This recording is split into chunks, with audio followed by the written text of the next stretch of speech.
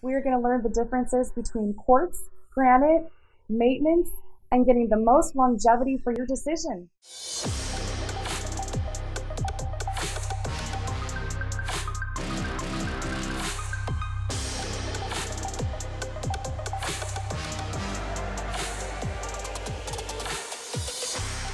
Welcome. We are talking with Treasure Valley Granite, and I have Michael Janousek. Am I saying that right? Okay. Michael Janousek, the owner of Treasure Valley Granite. Thank you so much for taking time out of your busy day. My pleasure.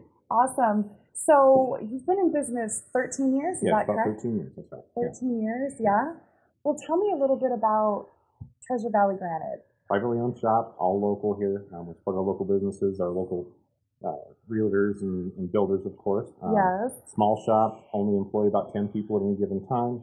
Okay. Like to keep everything here and keep it small, family-owned, family operated. Awesome. Okay. And so one of the things that I think everyone is kind of curious about is quartz is becoming really popular in the newer homes. Yes. And to be fair, so it's Treasure Valley Granite, but you guys also service quartz as well. Correct. Quartz, quartzite, natural stones, granite. Granite's kind of a generic term, so it just indicates natural stone. Oh, okay. So granite means quartz as well? It can, yeah. When people refer to granite, they're asking for like a Coca-Cola or a Coke when they mean a soda, or it could be a Pepsi or a Dr. Pepper, whatever. It's just become a generic household name. I did not know that. Okay. Well, so what would you say the biggest difference then is between quartz and granite? Quartz is man-made. It was designed to appease architects. So when they specify a color, they knew exactly what they were getting every time. Yes, we're looking for color consistency, pattern consistency, something's predictable. That's why quartz was developed. And it automatically meets USDA incidental food contact, where granite does not necessarily do that. Oh. Yeah. Some granites can be porous, and that's what they're concerned about, the porosity and harboring bacteria. Right. Although if you seal your granite and treat it, it's not an issue. Okay. Wow, I did not know that. That's great information. That's why it came about. Okay.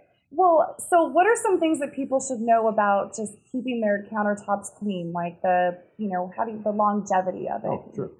With granite, any cleaner that's approved for natural stone is going to be pH neutral, so it's not too alkaline or too acidic to damage the surface of the stone.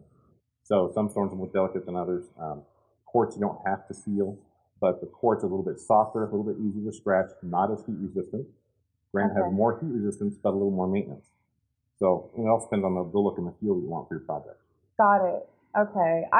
Now, is it safe, because I'll use the countertop to chop right on it, or should you actually have a cutting board? Can you chop right on the... You can. We always recommend a cutting board. Granite is easier to maintain. It's more scratch and chip resistant than some quartz materials. Got it. More heat resistant, like I was saying. You can take hot things right out and put it on the granite countertop. Oh, you don't need one of those little coaster padding things? No, you don't need one, right? Oh. With the quartz, where it has more heat intolerance, if you put a hot pan on the inside corner of a quartz countertop like here, it can cause that to crack. It can cause that to crack? Yeah. So in the corner? Yep, but not in granite. Okay. Yeah. Interesting. I did not know that. Well, let me see. So what are three things when you should consider when choosing countertops? The first question I ask somebody is, how are you going to use your kitchen? You cook in it a lot, or is it a showpiece? Okay. If you're going to cook in it, go something more durable. Granite generally over quartz, just because the quartz can be harder to clean. Does a weird metal transfer thing, and slide pots and pans, it turns gray, it can be hard to get off. Quartz can be harder to clean. Yes. Okay. But it has that look that some people like for the consistency. So how are you going to use your kitchen is primary, and that's the most important question.